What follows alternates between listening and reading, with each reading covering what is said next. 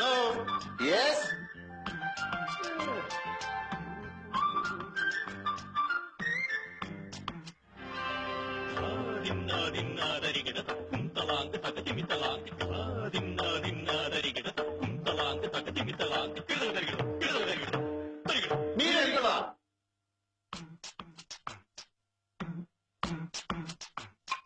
Fantastic. നന്നായിട്ടുണ്ട്, വളരെ നന്നായിട്ടുണ്ട്. ആണല്ലോ. അപ്പൊ മീര എന്റെ തന്നെ അല്ല? മീര എന്റേത് മാത്രമാണ്. തമാശ പറയല്ലേ.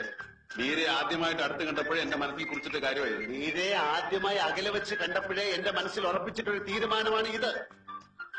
തമാശ കളയില്ല. ഞാൻ സീരിയസ് ആയിട്ട് പറയാം. ഞാൻ അതിലും സീരിയസ് ആയിട്ടാ പറയുന്നത്. ചുമ്മാ ഇരിക്കുന്ന കിന്നലിനെ ദേഷ്യം പിടിപ്പിക്കാൻ പറയുന്നത് എനിക്കറിഞ്ഞു. അല്ല, കരള് പറിച്ചെടുത്ത് തന്നെയാണ് പറയുന്നത്.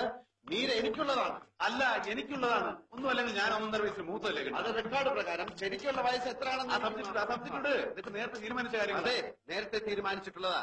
കല്ലൂക്കാടൻ വിശ്വംഭരൻ മുതലാളിക്ക് മീര എന്നൊരു മകളുണ്ടെങ്കിൽ അതെന്റേതാണ്. അഡ്വക്കേറ്റ് ഹരികൃഷ്ണൻ എന്ന് പറയുന്ന ഈ കൃഷ്ണന്റെ. അല്ല, അതിന് ഇട്ടതാണ് ഈ ഉടുപ്പെങ്കിലേ അത് ഊരി വെച്ചാ മതി. പിന്നെ ഹരികൃഷ്ണൻ അസോസിയേറ്റ്സിലെ അഡ്വക്കേറ്റ് ഹരികൃഷ്ണൻ എന്ന ഹരി ഞാനാണെങ്കിൽ ഈ ഉടുപ്പ് ഊരാനും പോകുന്നില്ല. കല്ലൂക്കാടന്റെ മോൾ മീരയെ ഒരു കിണ്ണനും കിട്ടാനും പോകുന്നില്ല.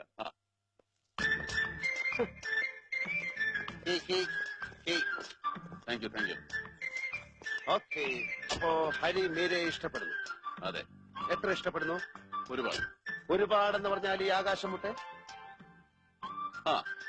അപ്പൊ ഹരി മീരയെ ഈ ആകാശമുട്ടെ ഇഷ്ടപ്പെടുന്നു. ഇനി എന്നോട് ചോദിക്കും ഞാൻ എത്ര ഇഷ്ടപ്പെടുന്നു. ചോദിക്കേ? ചോദിക്കുന്നില്ല. ആ, ചോദിക്കുന്നില്ല. ഇയാളെന്താ ഒരുമാതിരി പിള്ളാരെ പോലെ?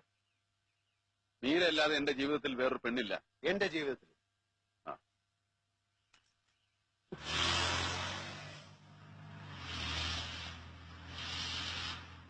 ഇന്നാ ഇതൊക്കെ ഒരു നിമിത്തം. അല്ലെങ്കിൽ ഇത്രയും കാലം വിവാഹത്തിന്റെ കാര്യം പോലും ഞാൻ ആലോചിക്കായിരുന്നത് എന്താ? പെണ്ണ് കിട്ടാത്തതുകൊണ്ട്. എനിക്കോ? എനിക്കോ? എന്താ വലിയ കാമദേവനാണെന്ന വിചാരം?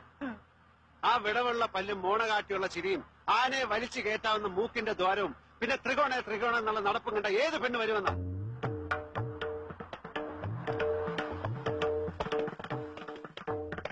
എന്താ?